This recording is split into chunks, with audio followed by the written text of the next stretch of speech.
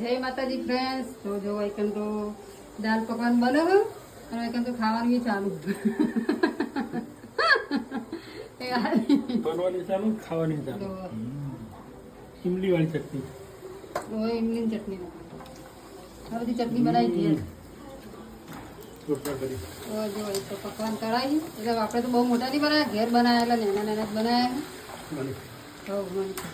ઘેર તો ફરક પડાવતા કેવું બને ક્યાં તો ખરા સુપર મસ્ત અલગ વેરાયટી. દાદી જે ચાલુ હોય કે ટેસ્ટ કરવા આલી બે ખાવા મંડે ટેસ્ટ કરો. આયા તો ટેસ્ટ કરો ને મંડે ખાવા. ખાવા રે